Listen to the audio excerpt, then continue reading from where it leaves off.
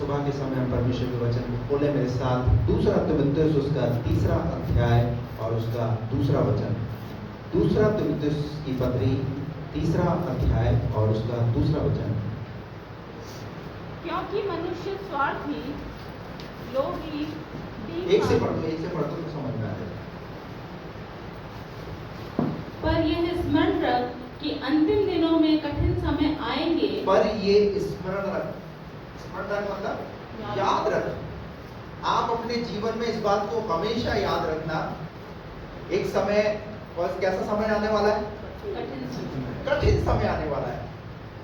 और मैं सोचता हूँ कि अभी ये एक तरीके से ये शुरुआत हो गई है। क्या हो गई? इसकी शुरुआत हो गई है। और ये कैसे शुरुआत हम अब देख रहे हैं, पर ये बात तो हजारों साल पहले परमेश्वर के वचन के अंदर लिख दी गई। क्या लिख दी गई? कि अंतिम दिनों में कैसा समय आएगा? कठिन समय आएगा। क्योंकि मनुष्य, क्योंकि कैसे पता चलेगा आपको? आपको पता कैसे चलेगा कि ये कठिन समय है? तो यहां पर कुछ शब्दों के द्वारा आपको समझना पड़ेगा कि कैसे मैं जानूं कि ये कठिन समय चल रहा है। कलीसिया के लिए, परिवारों के लिए या इस देश के लिए कैसे कठिन समय चल रहा है। तो आगे क्या लिखा है? क्योंकि मनुष्य स्वार्थी। कैसा हो गया मनुष्य? क्या आप अपने व्यक्तिगत जीवन में या पारिवारिक जीवन में क्या आप महसूस करते हैं? बोलिए ना। हम महसूस करते हैं इस बात को। क्या महसूस करते हैं? क्योंकि कैसे हो गए हमारे रिलेटिव्स, हमारे मित्र, हमारे सगे संबंधी स्वार्थी। स्वार्थी का मतलब क्या होता है? सेल्फिश, यानी अपना ध्यान रखना, अपनी चिंता करना, दूसरे के साथ कुछ भी हो जाए।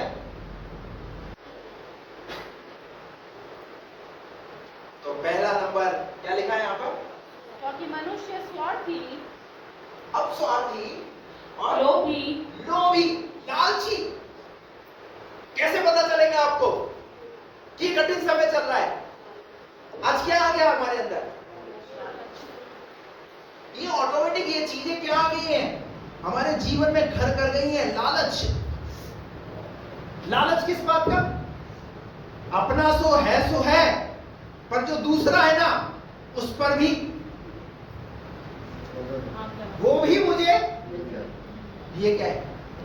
लालच है। क्या महसूस करते हैं ये बात? मनुष्य लोभी हो गया है, लालची हो गया है। इसलिए आप देखिए कितने स्कैम हो गए, कितने कैसे तरीके इस्तेमाल कर रहा है इंसान धोखाधड़ी देने के लिए, धोखा करने के लिए। यह लिखा है मनुष्य लोभी, और कैसा? डींग मार, बड़ी बड़ी बातें करने वाले, पर है कुछ भी नहीं। डींग मार और अभिमानी, घमंडी। अब पहचान कीजिए, क्या ये सब कुछ घट नहीं रहा? क्या हमारे इर्द गिर्द ऐसे लोग हमें नजर नहीं आ रहे? कैसे लोग? निंदक, लोभी, डींगमार, अभिमानी, निंदक, निंदा करने वाले। आज जहां देखो वहां क्या है? जहां 2 लोग 4 लोग अगर बैठे हैं, अगर एक तरीके से अगर उनका झुंड अगर आपको नजर आएगा, आप क्या अपेक्षा करते हैं? क्या बातें हो रही होंगी वहां पर? हेलो, क्या बातें हो रही होंगी? बुराई वाला खेल। किसकी बुराई? कोई ना कोई तो होता है इन 4 लोगों के बीच में, कोई ना कोई तो होता है। अगर आप अपने घर में भी अगर आप एनालिसिस कीजिए, आप देखिए कि जब घर में भी जब हम इकट्ठे होते हैं या रहते हैं, तो वहां पर भी जब कोई बात चलती है तो एक व्यक्ति आ जाता है और उस व्यक्ति के लिए बातें निकलना शुरू हो जाती है। उस व्यक्ति ने हमारे साथ ऐसा किया, उसने हमारे साथ ऐसा किया। क्या करना शुरू कर देते? निंदक, निंदा करने वाले लोग। आगे बढ़िए। माता पिता की आज्ञा टालने वाले। और कैसे लोग? माता पिता की आज्ञा को टालने वाले।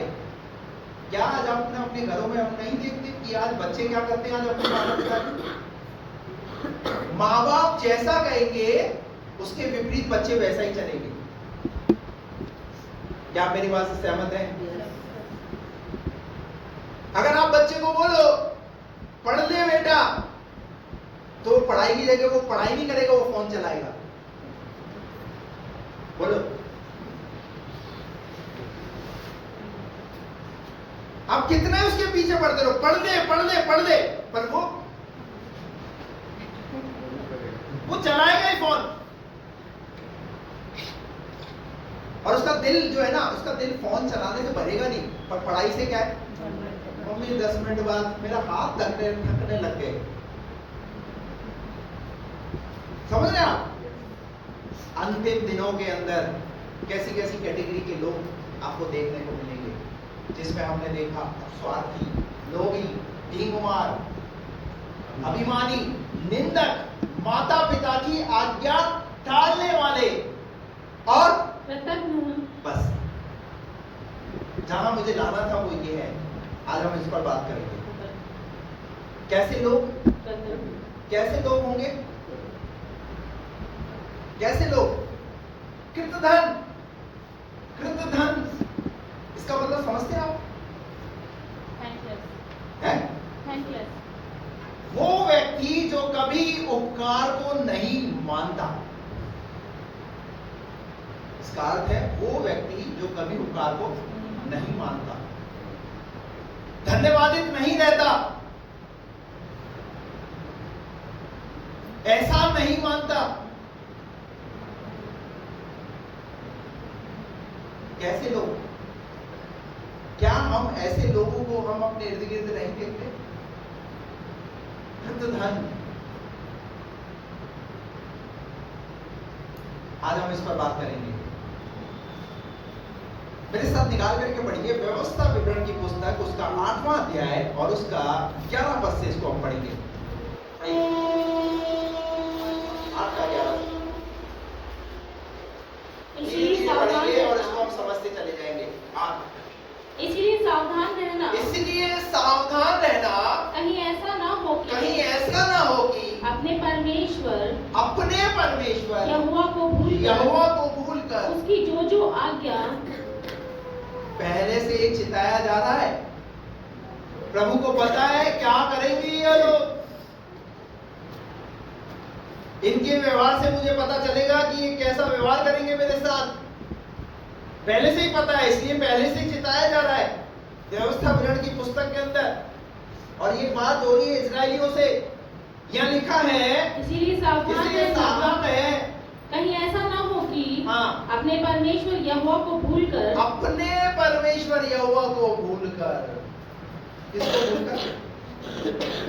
उस परमेश्वर को ही लोग भूल जाते हैं जो परमेश्वर तुम्हारी जरूरतों को पूरा करता है, तुम्हारी आवश्यकताओं को पूरा करता है, तुम्हारे जीवन में अद्भुत अद्भुत कार्यों को करके अपनी सामर्थ को प्रकट करता है। उस परमेश्वर को भूल जाते हैं। परमेश्वर याद दिला रहा है, उसको भूलना मत। तुम्हारे जीवन के अंदर वो परमेश्वर तुमसे कभी अलग ना होने पाए। आगे बढ़िए, क्या लिखा है? उसको भूलकर उसकी जो आज्ञा नियम और विधि मैं आज तुझे सुनाता हूँ, उनका मानना छोड़ दे। उनका मानना क्या कर दे? अगर तुम मानना, कौन क्या मानना छोड़ दे? उसकी आज्ञा, उसका नियम, उसकी विधि, जो मैं तुझे सुना रहा हूँ, उनका मानना छोड़ना नहीं है। लोग क्या करते हैं? लोग क्या छोड़ते हैं? आप देखिए, आपके घर के अंदर अगर किसी बात को लेकर के झगड़ा हुआ है, तो सबसे पहले इंसान जो है वो क्या छोड़ेगा? क्या छोड़ेगा? वो संगति छोड़ेगा, वो प्रार्थना करना बंद करेगा, वो बाइबल पढ़ना बंद करेगा। हेलो, आप देखिए लड़ाई होती है, कितनी लड़ाई होती है, पर खाना खाना नहीं छोड़ता भैया।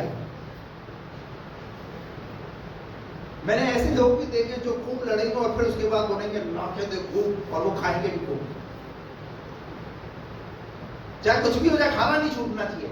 हाँ, अच्छी बात है, खाना नहीं छूटना चाहिए, सेहत डाउन हो जाएगी। लेकिन आत्मिक रूप से जो परमेश्वर तुम्हारे जीवन में तुम्हें चला रहा है, तुम उसके विधि, उसके नियम, उसके विधानों को तुम जो है ठुकरा देते हो। जो तुम्हारे जीवन में उपकार कर रहा है, भलाइयां कर रहा है, उसके प्रति तुम धन्यवादित नहीं हो। बस समझ आ रही है कैसे लोग हो गए हैं आज, कृतधन। और परमेश्वर पहले से ही इस बात को चिता रहा है कि ये सब मानना छोड़ना मत छोड़ना। और मैं आपको कहना चाहता हूं, अगर आपके घर से अगर ये चीजें छूट गई हैं, तो आपका परिवार जो है उन्नति पर नहीं है, कहीं ना कहीं आपका परिवार बर्बादी की ओर चल पड़ा है। ये मैं नहीं कह रहा, ये परमेश्वर का वचन कह रहा है। इसीलिए लिखा है 11 में हमने पढ़ा था, सावधान रहना, बी केयरफुल। अगर आपके घर से ये चीजें चली गई हैं, आपके घर में अगर ये नहीं हो रहा है, तो कहीं ना कहीं आपने अपने ट्रैक को बदल लिया है। और वो परमेश्वर नहीं चाहता कि आप उस गलत ट्रैक पे चले, क्योंकि वो आपसे प्यार करता है। आप चाहे कितने ही अविश्वास योग्य हो जाए, परंतु वो विश्वास योग्य परमेश्वर है। हालेलुया। क्या लिखा है यहां पर, आगे पढ़िए। ऐसा ना हो कि जब तू खाकर तृप्त हो और अच्छे अच्छे घर बनाकर उनमें रहने लगे। कैसे अच्छे घर बनाकर क्या करने लगे? तू उनमें रहने लगे, और तेरी गाय बैलों और भेड़ बकरियों की बढ़ती हो, तेरा बिजनेस बढ़ जाए, तेरी धन संपत्ति बढ़ जाए, और तेरा सोना चांदी और तेरा सब प्रकार का धन बढ़ जाए, तब तेरे मन में अहंकार समा जाए। तब तेरे मन में क्या समा जाए? जब सब कुछ बढ़ जाता है इंसान के जीवन में। हेलो, जो परमेश्वर घर देता है, इंसान को उस घर से इतना प्यार हो जाता है कि चर्च जाना भी अच्छा नहीं लगता। जिस परमेश्वर ने घर दिया, हेलो, पहले घर नहीं था तो दुआ करते थे कि प्रभु घर दे। और जब प्रभु ने अपना खुद का घर दे दिया, तो अब घर से निकलने का टाइम नहीं मिल रहा है। परमेश्वर का वचन कह रहा है, जब तू अच्छे घर बनाकर उनमें रहने लगे। मैं आपको कहना चाह रहा हूं, चाहे परमेश्वर आपको कितना ही उपलब्धियों पर लेकर के चला जाए, चाहे कितना ही बड़ा परमेश्वर आपको बना दे, परंतु उस जीवते और सच्चे परमेश्वर को भूलना मत। चाहे आपका बिजनेस कितना ही बढ़ जाए, हेलो, कितना ही बढ़ जाए, और जब बिजनेस बढ़ जाता है तो क्या होता है? क्यों नहीं आ रहे आप? तो काम इतना हो गया है कि टाइम ही नहीं मिलता। अरे मैं आपको कहना चाहता हूं, जिस परमेश्वर ने आपको इतना बिजनेस दिया, उसके लिए तुम्हारे पास टाइम नहीं। क्या परमेश्वर अंधा है? क्या परमेश्वर वो सब कुछ देख नहीं रहा? जब इंसान के पास नौकरी नहीं होती, नौकरी उसे मिल जाती है, तो काहे में बिजी हो गए? क्यों नहीं आए?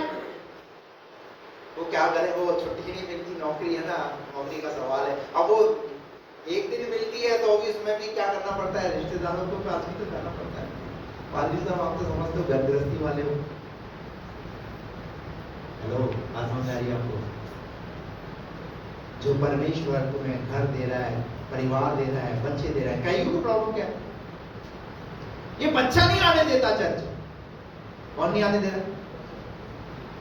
जब बच्चा नहीं था तो पादरी साहब दुआ करो बच्चा हो जाए, जब दुआ हो गई बच्चा हो गया तो बैठने नहीं देता ना। अरे जिस परमेश्वर ने तुम्हें औलाद दी है, आज तुम्हें वो औलाद कैसी लग रही है? अरे वो औलाद नहीं, पर तुम्हारे अंदर इच्छा नहीं है। हालेलुया। आप परमेश्वर के भवन में लाओ तो सही अपने बच्चों को।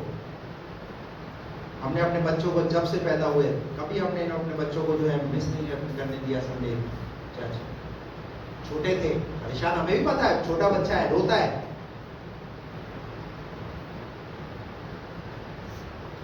लेकिन क्या करना है? प्रभु के सानिध्य में इन्हें बनाकर रखना है। Hallelujah, praise the Lord. क्या लिखा है यहाँ पर? तब तेरे मन में अहंकार समा जाए, तब तेरे मन में अहंकार समा जाए, और तू अपने परमेश्वर यहोवा को भूल जाए। तू अपने परमेश्वर यहोवा को कब भूलता है इंसान?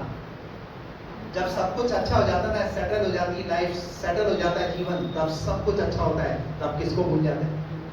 परमेश्वर को ही भूलते हैं, बाकी किसी को नहीं भूलते। रिश्तेदार याद रहते हैं, खाना पीना याद रहता है, रेस्टोरेंट याद रहते हैं। हेलो, बात समझ में आ रही है? अगर भूला जाता है तो कौन भूला जाता है? वो स्वर्ग में जो परमेश्वर है वही भूला जाता है। लेकिन परमेश्वर पहले से ही इन्हें ये बात चिल्ला रहा है,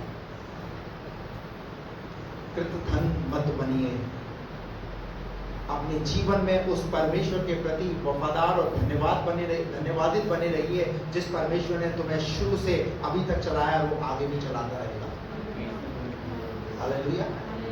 परमेश्वर का वचन होशे की किताब में, होशे को एक बार परमेश्वर बोलता है, और वो निकाल करके मैं आपको याद आई मुझे ये बात, इसलिए मैं आपको पढ़ाना चाहता हूँ। निकाल करके पढ़िए होशे नबी की पुस्तक, उसका 11वां अध्याय निकालिए और उसका पहला पद पढ़िए। जब इस्राएल बालक था, तब मैंने उससे प्रेम किया, और अपने पुत्र को मिस्र से बुलाया। और अपने पुत्र को कहां से बुलाया? मिस्र से बुलाया। 3 पद पढ़ो इसका। मैं ही एफ्रेम को पाँव चलाता था। मैं कैसे चलाता था? परमेश्वर एफ्रेम के लिए बोल रहा है, मैं ही एफ्रेम को पाँव चलाता था, और उनको गोद में लिए फिरता था। और कैसे? मैं उसे गोद में लिए फिरता था। पिछले संडे हमने देखा एफ्रेम के बारे में, 8वें अध्याय में 8 का 9 में, कि एफ्रेम एक ऐसी चपाती ठहरा है जो पलटी नहीं गई, लेकिन उसके बावजूद भी परमेश्वर उससे कैसा प्यार करता है। वो कहता है, मैं उसे गोद लिए। आप क्या सोचते हैं? आप जिस मुसीबत में, क्या प्रभु को दिख नहीं रही? क्या वो परेशानी प्रभु को दिख नहीं रही? जिस समस्या में आप है, आपका परमेश्वर आपको समस्या में लेकर के चल रहा है। आप इस बात का एहसान मानो ना मानो, लेकिन मैं आपको कहता हूँ, वो परमेश्वर भलाइयों का करने वाला परमेश्वर है। हालेलुया। Praise the Lord. भूलिए मत उसके उपकारों को। क्या लिखा है? वो कैसे लिए फिरता रहा? गोद में लिए फिरता रहा, परंतु वे ना जानते थे कि उनका चंगा करने वाला मैं। कई बार जब इंसान को चंगाई में देरी हो जाती है मिलने में, तो वो प्रभु को भूल जाता है। अरे प्रभु के पास आए तो चंगाई तो मिली नहीं, कोई छुटकारा तो हुआ नहीं, कोई काम तो बने नहीं, चलो भाई। शैतान हमें वो चीजें दिखाएगा जिन चीजों में शायद अभी भी हम प्रार्थना कर रहे हो वो सुनी नहीं होगी। शैतान उन बातों को नहीं दिखाएगा जो उपकार प्रभु ने हमारे जीवन में किए, जो भलाइयां प्रभु ने हमारे जीवन में की। बात समझ में आ रही है? उसके विपरीत ही काम करेगा वो। इसके विपरीत इसलिए करेगा क्योंकि वो हमको प्रभु में बढ़ते हुए देखना नहीं चाहता, क्योंकि उसका हमला परिवार पर और कलीसिया पर। और ये लड़ाई कहां से? उत्पत्ति की पुस्तक। शुरू से वो उसी काम को करता आया है, और आज भी क्या कर रहा है वो? आज भी वही काम कर रहा है। लेकिन परमेश्वर क्या कर रहा है?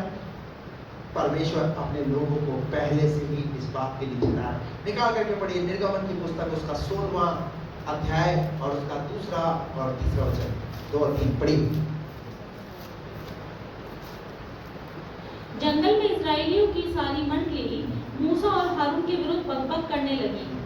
इस्राएली उनसे कहने लगे, जब हम मिस्र देश में मांस की हांडियों के पास बैठकर मनमाना भोजन करते थे, तब यदि हम यहोवा के हाथ से मारे डाले जाते भी तो उत्तम वही था। अब ये देखिए, इनका हाल देखिए इस्राएलियों का, ये पुराने इस्राएली। क्या लिखा है यहाँ पर? जंगल के मार्ग में ये इस्राएली लोग मिस्र देश में मांस की हांडियों के पास बैठकर मनमाना भोजन करते थे। क्या याद आ रहा है? मिस्र जो था ना, वो इनके लिए गुलामी थी। जिस राजा के उसमें थे ये, वहां पर वो राजा इनसे गुलामी करा रहा था। गुलामी करा रहा है तो इसका मतलब खाना वाना भी देता है, ऐसा तो नहीं है कि वो खाना नहीं देता है। उस गुलामी का खाना ही नहीं याद आ रहा है जिस गुलामी में थे। क्या बोलने लगे? कि मिस्र में हमें वो राजा मांस की मांस की हांडियों के पास बैठा कर मनमाना भोजन करते थे। मनमाना भोजन करते थे। बीते हुए कल की बातें याद कराता है शैतान। अरे हम तो पहले वहीं ठीक थे, यहाँ बेकार आ गए, यहाँ आए तो मिला क्या हमें यहाँ आकर के? क्या याद दिला रहा है?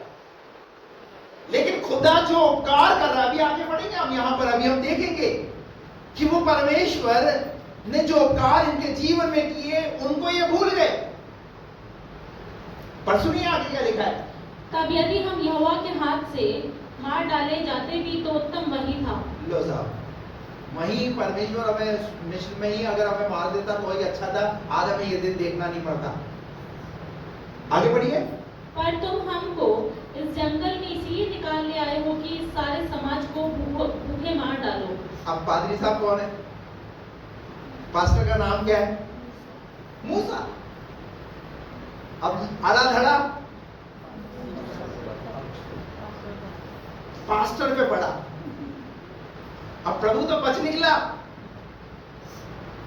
अभी बोलना है तो किसको बोलो? ये जो सामने है ना, इसको बोलो। कहां ले आए हमें? भूखों मरने के लिए।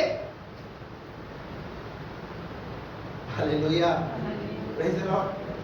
क्या बोला उन्होंने? पर तुम हमको इस जंगल में इसलिए निकाल ले आए हो कि इस सारे समाज को भूखे मार डालो। इस सारे समाज को क्या मार डालो? भूखा मार डालो। और अब किसकी चिंता हो रही है? पूरे समाज की चिंता हो रही है। Praise the Lord. आगे बढ़िए इसका। तब यहोवा ने मूसा से कहा। तब यहोवा ने मूसा से, अब देखिए परमेश्वर का तो एक बात करने का तरीका ही अलग है। परमेश्वर अपने दास के द्वारा बात करता है। हालेलुया।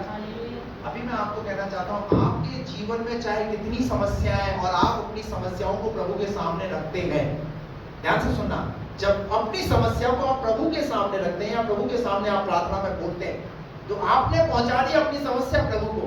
लेकिन अब प्रभु को आपसे बात करनी है तो प्रभु अपने दास को वो वचन देगा, वो बातें बताएगा, और वो एक माध्यम था परमेश्वर का बात करने का।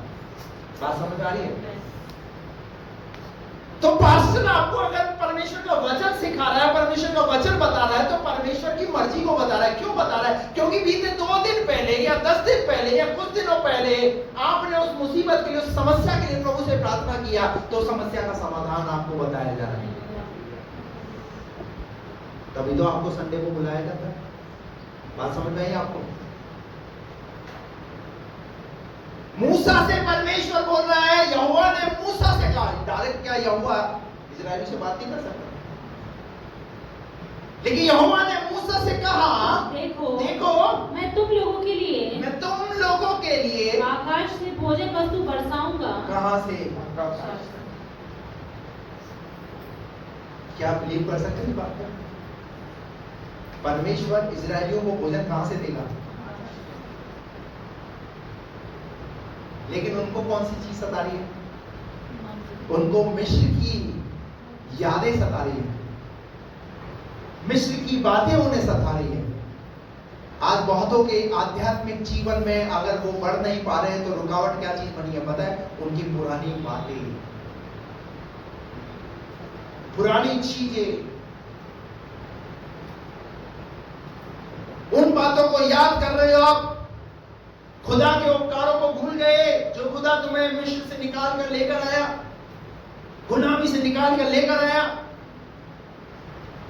और कहने लगे, क्या कहने लगे? पढ़िए। देखो मैं तुम लोगों के लिए आकाश से भोजन वस्तु बरसाऊंगा, और ये लोग प्रतिदिन बाहर जाकर प्रतिदिन का भोजन इकट्ठा करेंगे। ये लोग प्रतिदिन बाहर जाकर प्रतिदिन का भोजन इकट्ठा करेंगे। परमेश्वर संडे टू संडे की बात नहीं कर रहा, परमेश्वर प्रतिदिन की बात कर रहा है। परमेश्वर प्रतिदिन की रोटी प्रतिदिन देता है। यीशु मसीह ने भी मत्ती 6 अध्याय में प्रार्थना में क्या सिखाया? आज की रोटी। हालेलुया। इसका मतलब परमेश्वर को पता है अगर उसने ये पेट दिया है तो इस पेट की भी वो चिंता करता है। हालेलुया। यह लिखा है प्रतिदिन बाहर जाकर वो इकट्ठा करेंगे, इससे मैं उनकी इससे परीक्षा मैं उनकी करूंगा परीक्षा करूंगा कि ये मेरी व्यवस्था पर चलेंगे कि मेरी नहीं। व्यवस्था पर चलेंगे। पर आपको पता है उनका तो हाल, परमेश्वर ने मन्ना दिया, उस मन्ने को उन्होंने खाया, मन्ने को खाते थे, प्रतिदिन इकट्ठा करते थे। अब एक समय ऐसा भी आया उसको खा खा करके थक गए उस मन्ने को। और मिस्र का तो वो जो नॉनवेज है ना, वो मटन याद आया। कई बार जो है ना, हम किसी के घर जाते हो, कोई व्यक्ति हमें बहुत अच्छा भोजन बना के खिलाता है, तो हमें क्या करना है, वो बात तो यार वो आंटी है ना बहुत अच्छा बनाती है, चलो अच्छा मौसम है, बारिश का मौसम भी अच्छा है, चलो अब हम छुट्टी भी है, चलो उनके घर जाके खाएंगे। हेलो, लेकिन यहाँ पर अब ये परमेश्वर तो इन्हें मिस्र लेकर के नहीं जाना चाहता, क्योंकि मिस्र की गुलामी से तो परमेश्वर ने निकाल के लाया है। हेलो, बात समझ में आ रही है?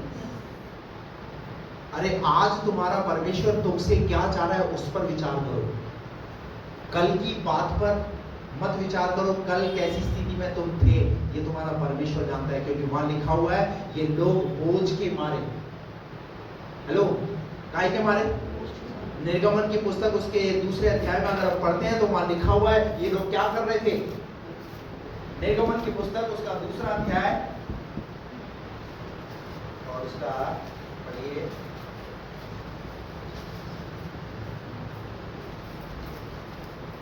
23 पर। बहुत दिनों के बीतने पर मिस्र का राजा मर गया। इजरायली कठिन सेवा के कारण हाँ, लंबी लंबी सांस लेकर आहें भरने लगे। तो समझ में आ रहा है आपको? वो मटन तो याद आ रहा है, पर वो कठिन सेवा जो मिस्र में कर रहे थे, जो सह रहे थे, जिस गुलामी में थे, जिस बंधुआई में थे, परमेश्वर ने वहां इनका रोना, इनका पीटना, इनका बिलखना परमेश्वर ने देखा। वचन में लिखा है। और वही मिस्र की बात क्या कर रही है, हम उस मिस्र के भोजन के इर्द गिर्द थे। कौन सा भोजन? उस गुलामी में भोजन मिल तो रहा था, लेकिन क्या ये भूल गए कि गुलामी में तुम कर भी क्या रहे थे? आगे बढ़िए इसको पूरा। इजरायली कठिन सेवा के कारण हाँ। लंबी लंबी सांस लेकर आहें भरने लगे। हाँ। और पुकार उठे और उनकी दोहाई जो लंबी लंबी सांसें लेकर पुकार उठे और दुहाई देने लगे। और उनकी दोहाई हाँ। जो कठिन सेवा के कारण हुई वह परमेश्वर तक पहुंची। 25 पर। और परमेश्वर ने इजरायलियों पर दृष्टि करके उन पर चित्त लगाया। इजरायलियों पर दृष्टि करके उन पर क्या लगाया? चित्त लगाया। बाइबल कहती है आमोस 3:2 में, पृथ्वी के सारे कुलों में से केवल मैंने तुम ही पर चित्त लगाया है, तुम ही पर मन लगाया। अरे आप धन्य हो कि प्रभु ने आप पर अपना चित्त लगाया। आज की ये परिस्थिति, आज की ये मुसीबत आपको आपके परमेश्वर से अलग न करने पाए। कृतज्ञ मत बनिए, धन्यवादित बने रहिए परमेश्वर के प्रति और परमेश्वर के कामों के प्रति, क्योंकि परमेश्वर जानता है उन दिनों को जिस मुसीबत में तुम थे, और परमेश्वर तुम्हें वहां से निकाल करके लाया। और निकाल करके इसलिए लेकर के आया क्योंकि वो लेकर के कहां जाना चाहता है? बाइबल कहती है कनान, जहां दूध और मधु की धारा है। हालेलुया। एक ऐसा प्लेस, एक ऐसा स्थान ऑलरेडी पहले से परमेश्वर ने तैयार करके रखा है अपने लोगों के लिए। लेकिन अभी ये जो परीक्षा का समय है आपके लिए, इस परीक्षा के समय आपको धीरज धरना पड़ेगा, उस प्रभु के साथ खड़े रहना पड़ेगा। आप समझ रहे? मत बनिए, बुड़बुड़ाना और कुड़कुड़ाना बंद कीजिए, क्योंकि बुड़बुड़ाने और कुड़कुड़ाने से श्राप ही आएगा, आशीष नहीं आएगी।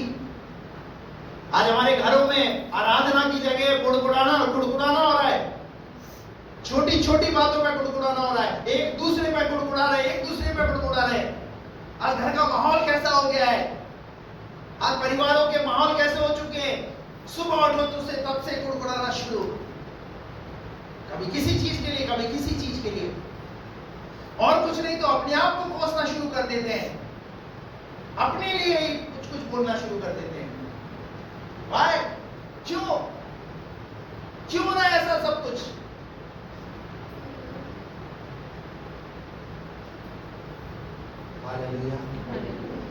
कुड़कुड़ाइए मत, कुड़कुड़ाइए मत, अपने अभिषेक को खराब कीजिए।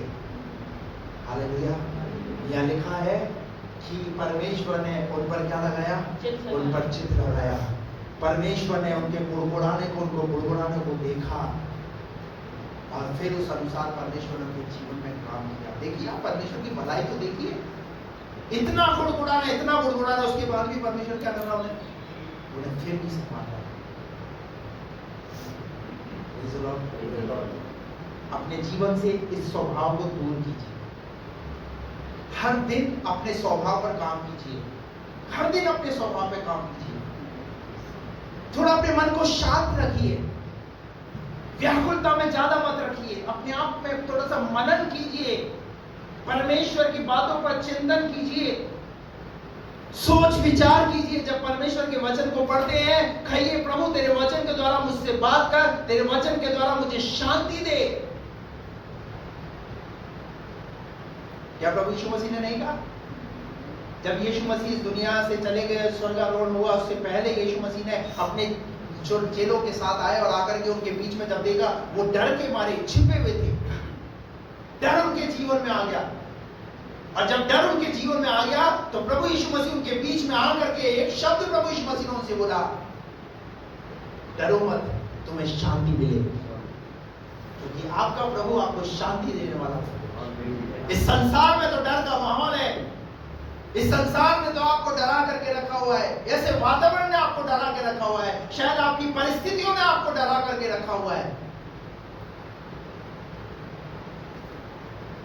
और अगर ज्यादा ही डरे हो तो माउंटेन ड्यू पियो,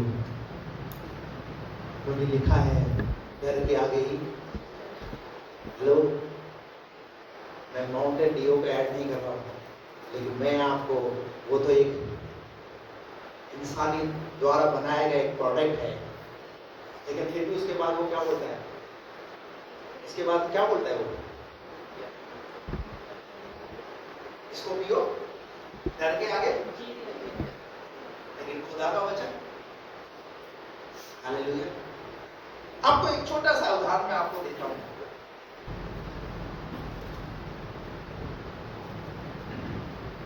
जब हम डॉक्टर के पास जाते हैं और डॉक्टर के पास जा करके हम जो है अपना बोलते हैं, डॉक्टर साहब ये रिपोर्ट्स है मेरी। डॉक्टर रिपोर्ट्स को देखता है बहुत अच्छे से, और रिपोर्ट्स को देखने के बाद में हमारे अंदर जब तक वो रिपोर्ट्स आ जाती है और एक मन में क्या चलता रहता है? एक डर चलता रहता है, कहीं कुछ निकले। सब लोग नहीं बोल रहे, कुछ डिक्लेयर ना हो जाए, और अगर कुछ डिक्लेयर हो गया तो मैं उस बीमारी में मर जाऊंगा, मेरे परिवार का क्या होगा? ये ख्याल अंदर ही अंदर क्या करते रहते हैं। लेकिन जैसे ही वो रिपोर्ट डॉक्टर के पास, डॉक्टर देखता है और देखने के बाद उसे वेरीफाई करता है, और वेरीफाई करने के बाद वो बोलता है चिंता करने की जरूरत नहीं है, चिंता करने की जरूरत नहीं है, तुम्हारी रिपोर्ट सब नॉर्मल है, तो बिल्कुल ठीक हो। और जैसे ही वो रिपोर्ट हाथ में आती है, और हाथ में आने के बाद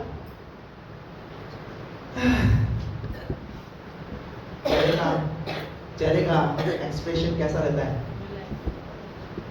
मन में जो डर होता है, मन में जो बोझ होता है, जो चिंता होती है, वो सब एकदम कैसे क्या हो जाती है?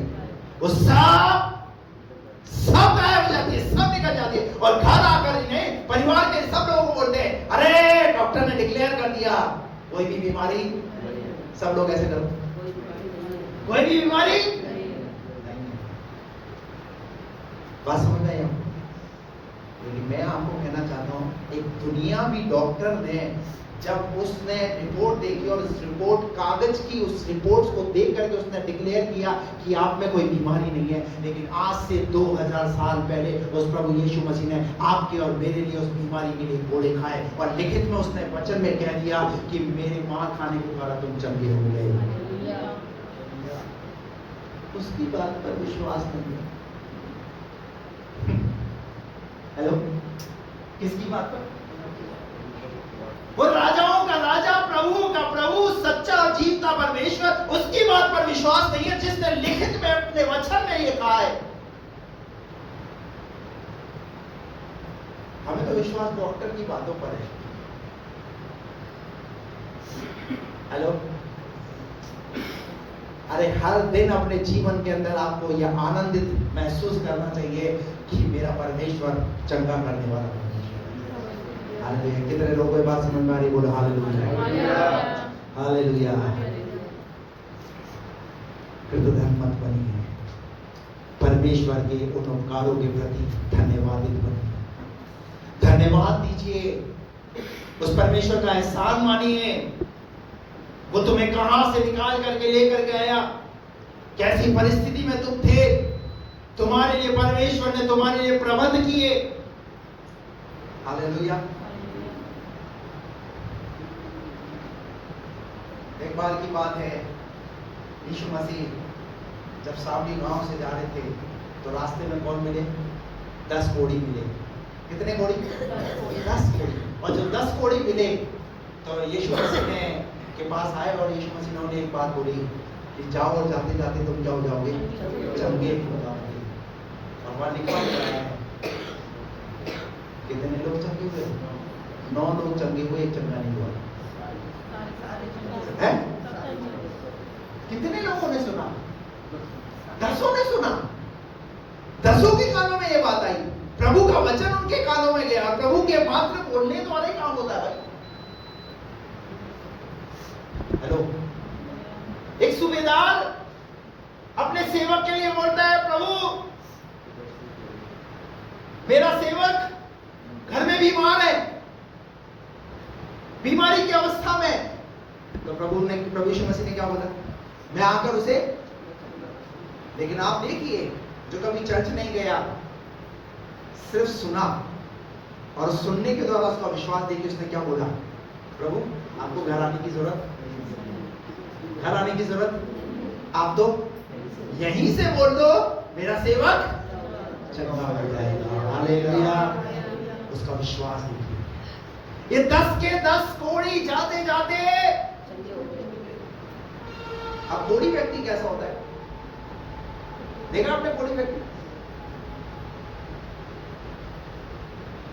जिसके हाथ से, और कोढ़ी व्यक्ति जो है ना वो शहरों में नहीं रहते थे,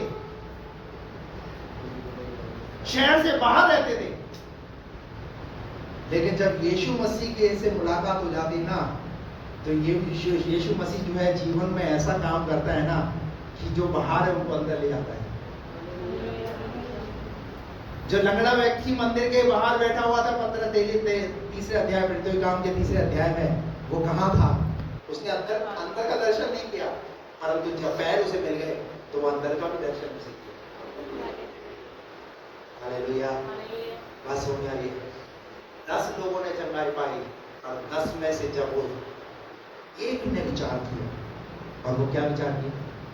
अरे जिसने हमें बोला कि तुम जाते जाते चंगे हो गए, तो एक बार धन्यवाद तो बनना है। हेलो, एक बार धन्यवाद तो बनता है। इस बात से मैं आपको ये बात सिखाना चाहता हूं कि जीवन में शायद किसी ने आपके जीवन में कुछ भी भलाई नहीं की, पर एक भलाई तो याद रखो, एक उपकार तो याद रखो उस व्यक्ति का, और उसके प्रति उसे धन्यवाद दो।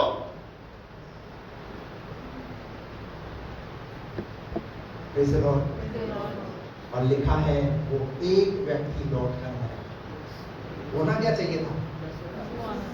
होना क्या चाहिए था? क्या ऐसा होता है आज हमारे साथ? क्या जब प्रभु आपके जीवन में, आपके परिवार में काम करता है, तो क्या पूरा के पूरा परिवार आकर प्रभु को धन्यवाद देता है? धन्यवाद बनिए। एक दो उदाहरण और बता करके मैं समाप्त करूंगा। निकाल करके पढ़िए एस्तर की किताब, उसका 5वां अध्याय 11 पद से। हम सब जानते हैं इस एस्तर के बारे में, यहाँ पर जो घटनाएं घटी हैं, कुछ लोगों का जिक्र है इस एस्तर की पुस्तक के अंदर। ठीक है, निकाल करके पढ़िए 5वां अध्याय, उसका 11 पद से पढ़िए।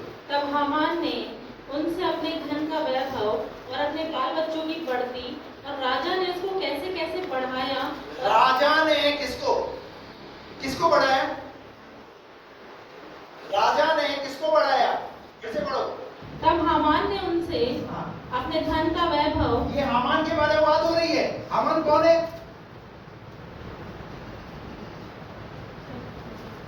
आप लोग यहाँ आए? हामान कौन है? हैं? राजा का सलाहकार, सेनापति। क्या लिखा है इसके विषय में? क्या किया उसे? क्या किया उस राजा ने उसे? तब हामान ने हाँ। उनसे अपने धन का वैभव हाँ। और अपने बाल बच्चों की बढ़ती, और राजा ने उनको कैसे कैसे बढ़ाया, राजा ने उसे कैसे कैसे बढ़ाया और अन्य सब हाकिमों और अपने और सब कर्मचारियों से ऊंचा पद दिया था, इन सब का वर्णन किया। हाँ, हामान ने यह भी कहा, एस्तर रानी ने भी मुझे छोड़ और किसी राजा के संग अपने किए हुए फौज में आने न दिया। अभी देखिए यहाँ पर प्रॉब्लम क्या है। हामान को राजा ने बढ़ाया है, हर तरीके से बढ़ाया है, परंतु इसको प्रॉब्लम क्या है? इसको प्रॉब्लम है मौद्रिके से। ध्यान से सुनना मेरी बात। आपको आपका बढ़ाने वाला परमेश्वर, आपको आशीष देने वाला परमेश्वर, चंगाई देने वाला परमेश्वर, छुटकारा देने वाला परमेश्वर, पर हमें प्रॉब्लम, हमें दूसरे लोगों से प्रॉब्लम होती है। बात समझ में आ रही है आपको? हामान को परमेश्वर ने, राजा ने बढ़ाया है, परंतु हामान को क्या प्रॉब्लम है जो अभी हमने यहाँ पढ़ी? क्या लिखा है यहाँ पर? हामान ने यह भी कहा, हाँ, एस्तर रानी ने भी मुझे छोड़ और किसी राजा के संग हाँ। अपने किए हुए फौज में आने न दिया, और कल के लिए भी राजा के संग उसने मुझी को नेवता दिया है। हाँ। तो अभी जब मुझे वह यहूदी मौर्द के राजभवन के फाटक में बैठा हुआ दिखाई पड़ता है, तब यह सब मेरी दृष्टि में व्यर्थ लगता है। तब क्या लगता है मुझे? अरे तू उस राजा के प्रति धन्यवादित बना रहे ना, जिस राजा ने तुझे अपने राज्य के अंदर तुझे ये जगह दी, तुझे ये पोजीशन दी, तू दूसरों के कारण क्यों व्याकुल हो रहा है? तू दूसरों के कारण क्यों परेशान हो रहा है? कृतज्ञ मत बनिए, उस राजा के प्रति धन्यवादित बने रहिए। और अंजाम क्या हुआ आप सबको पता है इसका। ये जलन जो है ना, ये गुणन जो है इसके जीवन की, इसे किस मुकाम पर लेकर के चली गई? किस मुकाम पर लेकर चली गई आपको पता है? क्या हो गया इसके साथ? इसके जीवन में बस यही था कि मौद्रिक मुझे सलाम नहीं करता, मौद्रिक मेरा आदर नहीं करता, ये नहीं करता, और इसी उसमें ये हामान राजा हमेशा उस ताक में रहता था बस। लेकिन इसके बदले में ये भूल गया जिस राजा के, शेष राजा के अधीन रहता है, और शेष राजा ने इसे किस उपलब्धियों से इसे नवाजा है, किन धन संपत्तियों से इसे नवाजा है। अरे अपने राजा के प्रति धन्यवाद रहे भाई। बात समझ आ रही है आपको? आज बहुत सारे लोग अपने जीवन के अंदर अपने दुखों से जितने दुखी नहीं है उतना बड़े समझदार है आप।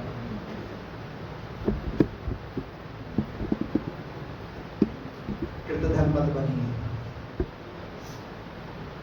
आपको जिस पोजीशन पे अगर परमेश्वर ने रखा है ना, उस पोजीशन को संभाल कर रखना आपकी डिग्निटी, आपको अपनी डिग्निटी को बना कर रखना आपका काम है। अपनी पोजीशन को खराब मत होने दो। और पता है क्या हुआ? इस चक्कर में इसकी जो पोस्ट थी, इसकी जो जगह थी, वो क्या होगी? क्या होगी? वो चली गई। मैं आपको कहना चाहता हूं, आपके परमेश्वर ने आपको जिस जगह पे रखा है, आप उस परमेश्वर को धन्यवाद दो, अपने राजा को धन्यवाद दो। हालेलुया। आप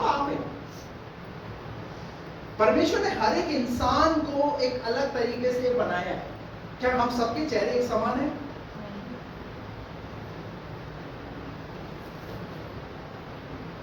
आप मेरे जैसे नहीं बन सकते, मैं आप जैसा नहीं बन सकता। मुझे कुछ अलग गुणों से परमेश्वर ने रखा, आपको कुछ अलग गुणों से परमेश्वर ने रखा है।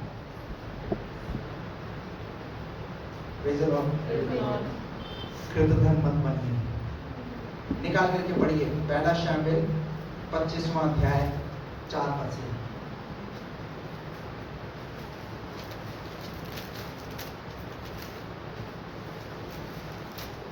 कृतघ्न व्यक्ति कभी जब आशीष नहीं पाते हैं, ध्यान रखिए। आगे बढ़िए। हाँ जब दाऊद ने जंगल में समाचार पाया हाँ कि नाबाल अपनी भेड़ों का ऊँट कतर रहा है, तब दाऊद ने 10 जवानों को वहां भेज दिया।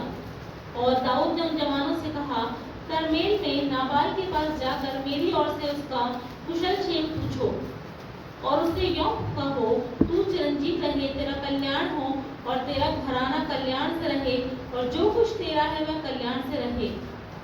मैंने सुना है कि जो तू ऊँट कतर रहा है, तेरे चरवाहे हम लोगों के पास रहे। देखिए यहाँ पर अभी हमने पढ़ा नाबाल कैसा व्यक्ति है। हेलो 4 पद में भी हमने पढ़ा ना। जब दाऊद ने जंगल में समाचार पाया कि हाँ। नाबाल अपनी भेड़ों का ऊन कतर रहा है, हाँ। तब दाऊद ने 10 जवानों को वहां भेज दिया। नहीं ये 3 पद पढ़ो। उस पुरुष का नाम नाबाल उस पुरुष का नाम नाबाल और उसकी पत्नी का नाम और उसकी अबीगैल पत्नी था। का नाम अबीगैल था। स्त्री तो बुद्धिमान और रूपवती थी, परंतु पुरुष कठोर और बुरे काम करने वाला था। कैसा था?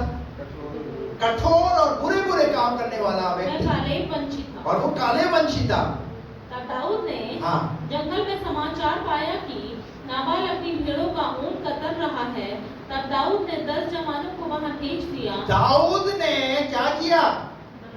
दाऊद ने उसकी रक्षा के लिए कुछ जवानों को भेजा। आप देखिए दाऊद के विश्वास योग्यता को देखिए, दाऊद कैसा प्रेम करता है। दाऊद का प्रेम हमें यहां नजर आ रहा है। और आगे बढ़ो, क्या लिखा है? और दाऊद ने उन जवानों से कहा, करमेल में नाबाल के पास जाकर मेरी ओर से उसका कुशल क्षेम पूछो और उससे यूं कहो कि तू चिरंजीव रहे, तेरा कल्याण हो और तेरा घराना कल्याण से रहे और जो कुछ तेरा है वह कल्याण से रहे। 10 पद पढ़ो उसका। नाबाल ने दाऊद के जनों को उत्तर देकर उनसे कहा, नाबाल का उत्तर सुनिए। नाबाल ने दाऊद के जनों को उत्तर देकर कहा, दाऊद कौन है? दाऊद कौन है? कौन है? पूरी दुनिया जानती है दाऊद कौन है। हेलो, डेविड कौन है जानती है पूरी दुनिया। दाऊद कैसे राजा बना सब जानते हैं, लेकिन इसका घमंड देखिए। ये नाबाल क्या बोलने लगा? दाऊद कौन है? यिशै का पुत्र कौन है? यिशै का पुत्र कौन है? आजकल बहुत से दास अपने अपने स्वामी के पास से भाग जाते हैं। आप इसकी बातचीत देखिए, इसका तरीका, इसका टोन देखिए। आप किस टोन में बात कर रहा है, और है कौन? दाऊद राजा के साथ वो एक परमेश्वर का जन भी है। Hallelujah, praise the Lord. अभी सुनिए आगे क्या हुआ, क्या बोला उसने? आजकल बहुत से दास अपने स्वामी के पास से भाग जाते हैं। ओहो, अपने स्वामी के पास से भाग जाते हैं। पर आगे क्या मैं अपनी रोटी पानी और जो पशु मैंने अपने कतरने वालों के लिए मारे हैं लेकर ऐसे लोगों को दे दूं? क्या मैं ऐसे लोगों को दे दूं जिनको मैं जानता नहीं कि वो कहाँ के हैं? 14 पद पढ़िए। परंतु एक सेवक ने नाबाल की पत्नी अबीगैल को बताया। अबीगैल को बताया, दाऊद ने जंगल से हमारे स्वामी को आशीर्वाद देने के लिए दूत भेजे थे। कुछ दूत भेजे थे हमारे स्वामी को आशीर्वाद देने के लिए, परंतु हमारा स्वामी दाऊद ने तो विश्वास योग्यता दिखाई, उसके प्रति दया दिखाई, और इस नाबाल को दाऊद के प्रति क्या होना चाहिए था? धन्यवादित होना चाहिए था, क्योंकि इसकी रक्षा के लिए दाऊद ने अपनी कृतज्ञता दिखाई, कृपालुता दिखाई, कृतज्ञता दिखाई। यहाँ क्या लिखा हुआ है 15 पद में? परंतु वे मनुष्य हमसे बहुत अच्छा बर्ताव रखते थे। वो हमसे बहुत अच्छा बर्ताव रखते थे। और जब तक हम मैदान में रहते हुए, ये अबीगैल को बता रहे, नाबाल के कर्मचारी क्या बता रहे? उन्होंने हमसे अच्छा बर्ताव रखते थे और जब तक हम मैदान में रहते हुए उनके पास आया जाया करते थे, तब तक ना तो हमारी कुछ हानि, तब तक ना तो उन्होंने कुछ हमारी हानि की और ना हमारा कुछ खोया गया। जब तक हम उनके साथ भेड़ बकरियां चराते रहे, तब तक वे रात दिन हमारी आड़ बने रहे। हेलो, तो समझ में आ रहा है आपको? दाऊद के कर्मचारी क्या बने हुए थे? नाबाल के भेड़ बकरियों की उसके लिए। यानी एक तरीके से नाबाल को दाऊद के प्रति क्या होना चाहिए? कृतज्ञ, धन्यवादित होना चाहिए, धन्यवाद देना चाहिए इस बात का। परंतु धन्यवाद देने की जगह वो काय से भरा हुआ है? काय से भरा हुआ है? वो गुस्से से भरा हुआ है। कौन? दाऊद, कौन यिशै का पुत्र? क्या डालेगा वो हमारा? हेलो, इधर देखिए। कई बार आपको, यार आप लोग तो बहुत अच्छे लोग हैं, कई बार एक विश्वासी अपने पास्टर के लिए, पास्टर क्या कर लेगा हमारा, क्या समझता है? हेलो, अरे भूल गए उस दिनों को? उस पास्टर ने तुम्हारे घर में आकर के प्रार्थनाएं की, तुम्हारे परिवार के लिए आकर रो करके प्रार्थनाएं की।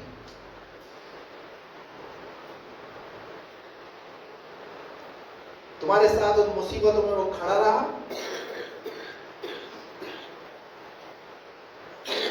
सुनिए इसने पंगा तो नहीं लिया। सुनिए क्या हुआ।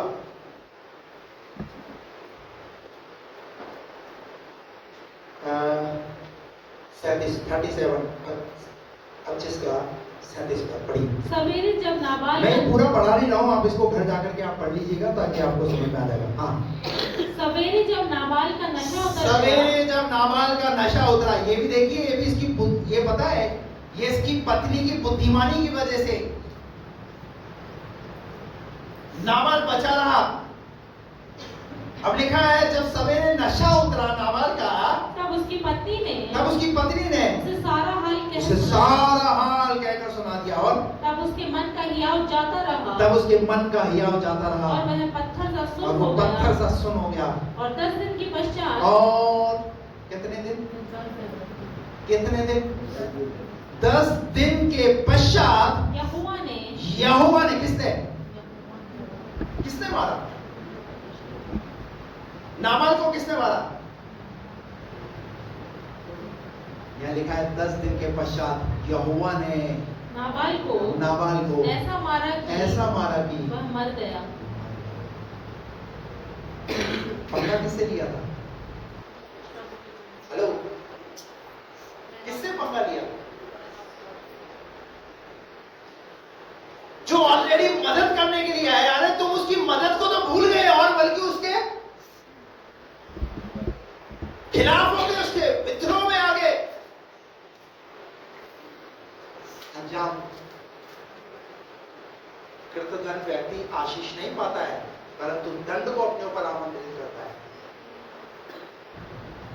कृतज्ञ मत बनिए, धन्यवादित रहिए उस परमेश्वर के प्रति, धन्यवादित रहिए अपने पास्टर के प्रति, धन्यवादित रहिए उन विश्वासियों के प्रति, उन भाई और बहनों के प्रति जिन्होंने आपके कठिन समयों में, और मैं एक बार कहता हूं, इस संसार में भी अगर किसी ने आपकी अगर मदद की है ना,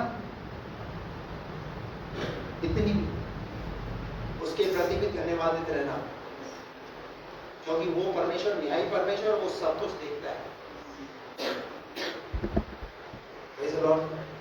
लिखा है नाबाल 10 दिन बाद क्या हो गया? मर गया। और नाबाल के मरने का हाल सुनकर दाऊद ने कहा, धन्य है यहोवा जिसने नाबाल के साथ मेरी नाम धराई का मुकदमा लड़कर अपने दास को बुराई से रोक रखा। हेलो, बाइबल कहती है अपनी लड़ाई को किसके हाथों में सौंप दो? अपनी लड़ाई को परमेश्वर के हाथों में सौंप दो। अगर आपके जीवन में अगर किसी ने आपके साथ कृतज्ञता नहीं दिखाई, वो धन्यवादित नहीं रहा आपकी भलाइयों के प्रति, आपके कामों के प्रति, आपकी सेवा के प्रति, तो आप परमेश्वर पर भरोसा रखिए। Praise the Lord. परमेश्वर पर भरोसा रखिए, और वो परमेश्वर न्यायी परमेश्वर है। और उस परमेश्वर ने क्या किया?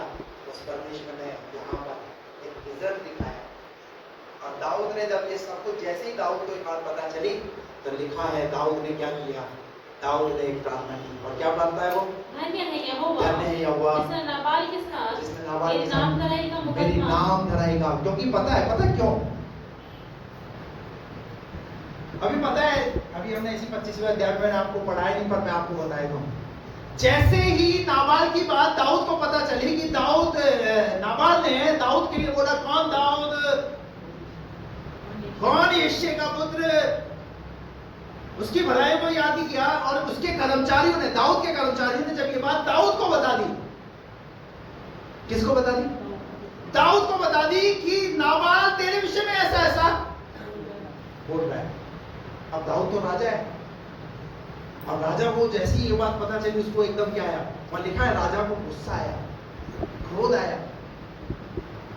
कई बार हमारे लिए कोई व्यक्ति कुछ बोलता है तो एकदम हम मनुष्य है और हमें एकदम क्या होता है उस भावना से, ऐसे कैसे बोल दिया उन्होंने मेरे लिए, क्या समझते वो, ऐसे कैसे बोल सकते, एकदम क्रोध आता है।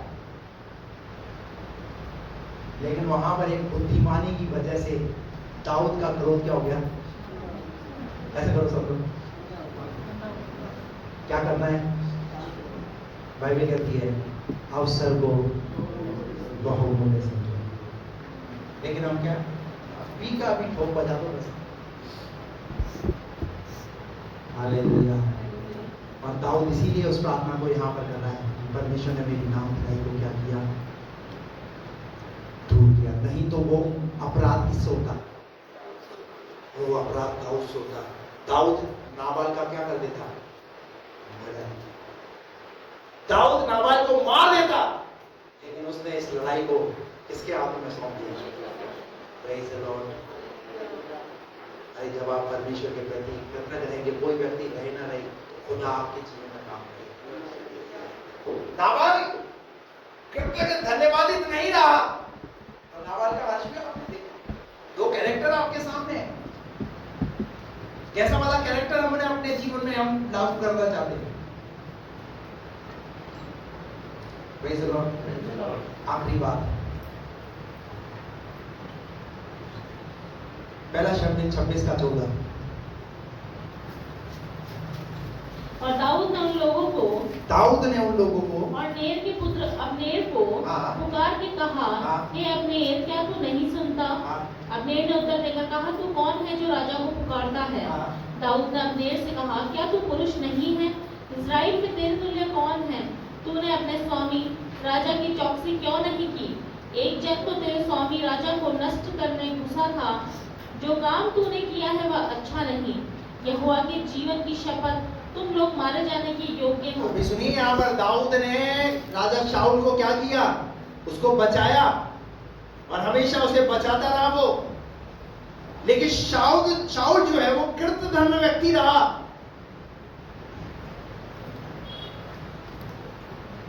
यहां पर दाऊद ने क्या किया? उसको बचाया। परंतु बार बार बाइबल में कई जगह पर हम देखेंगे ना, जब पढ़ेंगे इसी अध्याय का अंदर आगे की तरफ, तो शाऊल क्या कर रहा है? शाऊल बार बार उसका पीछा कर रहा है, बार बार उसका पीछा कर रहा है। अभी देखिए यहाँ पर, आप इसको पढ़ लीजिएगा, मैं आपको ये 26:14 से 16 तक आप इसको पढ़ लीजिएगा तो आपको समझ में आ जाएगा। अब इसका 26:21 तक पढ़िए। शाऊल ने कहा, मैंने पाप किया है, हे मेरे बेटे दाऊद, लौट आ। मेरा प्राण आज के दिन तेरी दृष्टि में अनमोल ठहरा, इस कारण मैं फिर तेरी कुछ हानि ना करूंगा। सुन, मैंने मूर्खता की और मुझसे बड़ी भूल हुई है। दाऊद ने उत्तर देकर कहा, हे राजा, भाले को देख, कोई जवान इधर आकर इसे ले जाए। यहोवा एक एक को अपने अपने धर्म और सच्चाई का फल देगा। देख, आज यहोवा ने तुझको मेरे हाथ में कर दिया था, परंतु मैंने यहोवा के अभिषिक्त पर अपना हाथ उठाना उचित न समझा। क्या बोल रही है? कि मैं अभिषिक्त पर हाथ उठाना मैंने उचित नहीं। लेकिन दाऊद को अपनी विश्वास नहीं, व्यक्ति फिर भी कुछ कर सकता है मेरे साथ। अभी इसका 27 का 1 पद पढ़ लो, आपको समझ में आएगा। तब दाऊद सोचने लगा, अब मैं किसी न किसी दिन शाऊल के हाथ से नष्ट हो जाऊंगा। बोल लो साहब, अभी 25वें अध्याय में अच्छे से बात हुई है। वो क्या कह रहा है? कि मैं अभिषेक पर हाथ नहीं दूंगा। भरोसा नहीं है, कई बार होता है ना, ये व्यक्ति कुछ भी कर सकता है कभी भी, इसलिए बड़ा सतर्क रहना पड़ता है। तो दाऊद को पता है शाऊल कभी भी कुछ भी कर सकता है, इसलिए बुद्धिमानी ये है कि सचेत रहो, सावधान रहो। अगर कोई व्यक्ति हमें नाश करना चाह रहा है, कोई व्यक्ति हमें बर्बाद करना चाहता है, तो दाऊद ने क्या किया? दाऊद तो हमेशा क्या करता रहा? शाऊल के प्रति हमेशा कृतज्ञता दिखाता रहा, दया दिखाता रहा, दया दिखाता रहा, दया दिखाता रहा। और यही दाऊद का नेचर बार बार सामने आया है, शाऊल के प्रति भी सामने आया, हमने नाबाल के प्रति भी देखा। लेकिन बाइबल कहती है यहाँ पर क्या हुआ? दाऊद क्या कह रहा है 27 का 1 में? तब दाऊद सोचने लगा, अब मैं किसी न किसी दिन शाऊल के हाथ से नष्ट हो जाऊंगा। अब मेरे लिए उत्तम यह है कि मैं फलिश्तियों के देश में भाग दाऊद जाऊं। की जिंदगी आप देखिए, दाऊद की कैसी जिंदगी होगी? भागती हुई जैसी जिंदगी होगी। और आगे, तब शाऊल मेरे विषय निराश होगा और मुझे इस्राएल के देश के किसी भाग में फिर न ढूंढेगा, यों मैं उसके हाथ से बच निकलूंगा। हमेशा क्या कर रहा है वो? हमेशा उससे बचने का प्रयास कर रहा है। चाहता तो दाऊद शाऊल को नष्ट कर सकता था, क्योंकि वो क्या समझ रहा है? शाऊल को अभी भी अभिषिक्त समझ रहा है अभी भी। हालेलुया। और अंत क्या हुआ आप सबको पता है। एक दिन दुष्ट आत्माओं ने, शैतान की ताकतों ने शाऊल को क्या कर दिया? मरने पर उसे मजबूर कर दिया।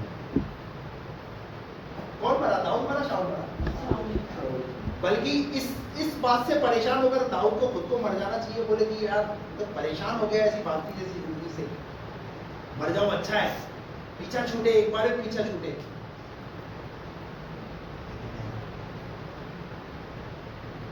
दाऊद की कृतज्ञता हमेशा याद की जाती है, और इसीलिए जब मत्ती की पुस्तक उसके पहले अध्याय वहां पढ़ोगे, वहां लिखा हुआ है अब्राहम की संतान, दाऊद की संतान, यीशु मसीह की वंशावली,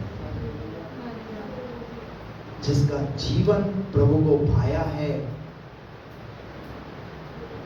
उसके जीवन के विषय में प्रभु ने वो सब कुछ करके दिखाया। हालेलुया। कृतज्ञ मत बनिए, धन्यवादित बने रहिए परमेश्वर को। हालेलुया। हर एक उस व्यक्ति के प्रति जिसने आपके प्रति भलाई की है, प्रभु आपको इन वचनों द्वारा शक्ति और ऐसी सामर्थ्य दे।